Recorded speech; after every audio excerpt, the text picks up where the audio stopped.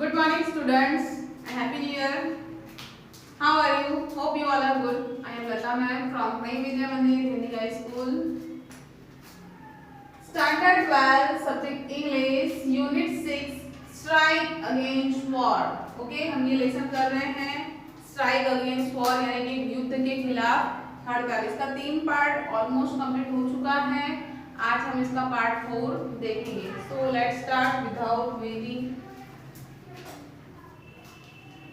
Last time ने कहाँ तक किया था? The workers have no liberties of their own. ये जो कर्मचारी हैं उनकी कोई आजादी होती नहीं है, खुद की कोई भी आजादी होती नहीं है।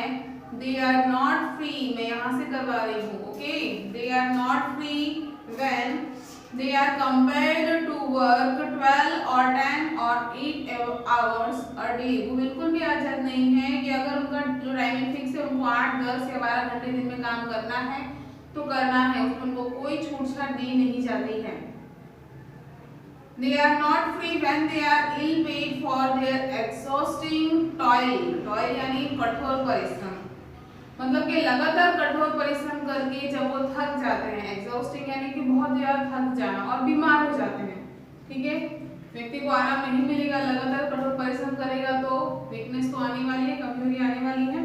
तो जब ये मजदूर लगातार कठोर परिश्रम करके बीमार हो जाते हैं तब भी उन्हें आजादी नहीं है कि उनका मान लो 8 घंटे का है तो 6 घंटे काम करके थोड़ा रेस्ट कर सके। जो फिक्स है 8 घंटा तो 8 घंटा करना है, 10 घंटा या 12 घंटा उनको काम करना है या नहीं करना है। They are not free when their children must labor in mill and factories or starve. बिल्कुल भी आजाद नहीं है जब उनके बच्चे कोई मिल फैक्ट्री में काम करते हैं, करना ही पड़ता है उनको, अथवा तो भूखे मर रहे होते हैं। When their women may be driven by poverty to lives of shame, और जब उनकी पत्नियां जो है वो गरीबी की वजह से शर्मिंदगी भरी जीवन जीने पे मजबूर है तो भी वो बिल्कुल भी आजाद नहीं कि कुछ कर सके उनके लिए। They are not free when they are clubbed and imprisoned. वो बिल्कुल भी आजाद नहीं है जब उनको सभी को इकट्ठा किया जाता है और जेल में भर दिया जाता है, तब भी उसके खिलाफ आवाज नहीं उठा सकते, क्यों हमें जेल में भर रहे हो? Because they go on strike for a raise of wages and for the basic justice. That is their right as human beings. क्यों उनको जेल में भर दिया जाता है इकट्ठा? क्यों?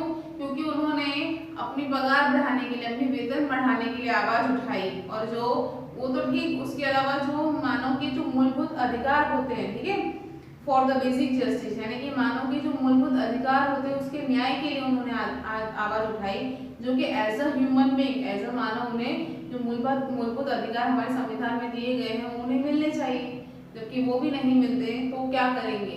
ओके, तो जब उसके खिलाफ वे आवाज उठाते तो उन्हें क्या किया जाता? उन सभी को जेल में बंद कर दिया जाता था।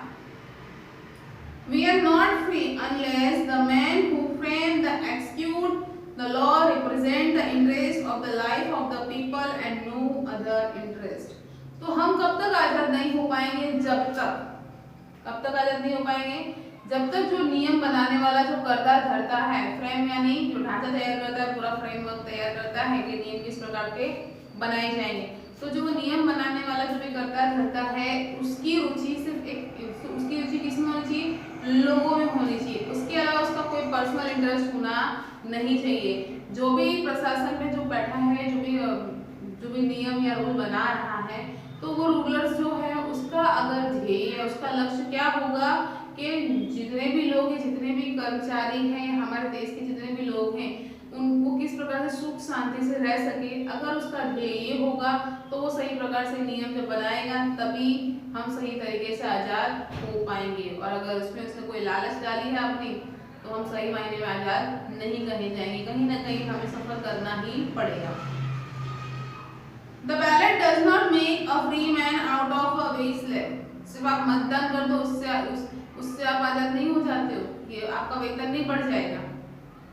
There has never existed a truly free and democratic nation in the world.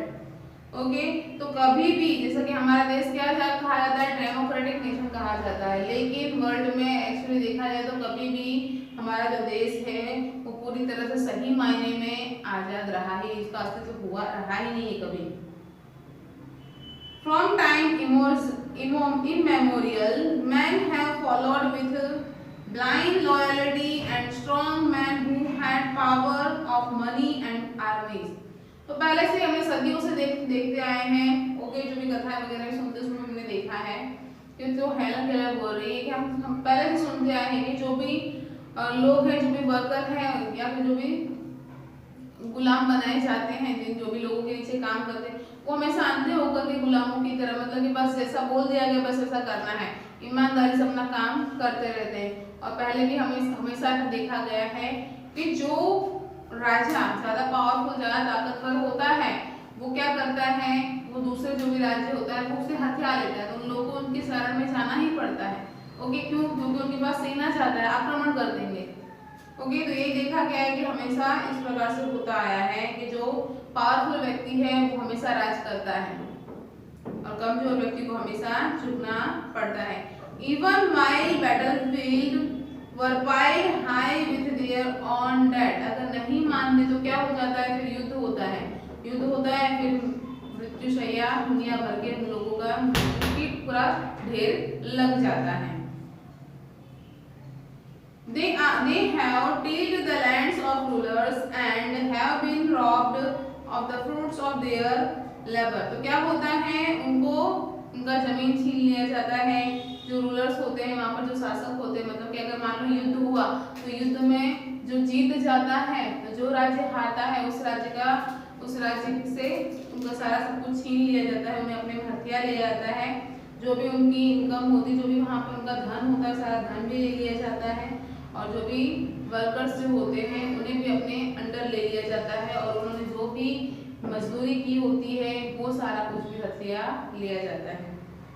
They have built palaces and pyramids, temples and cathedrals that held no real sheen of liberty.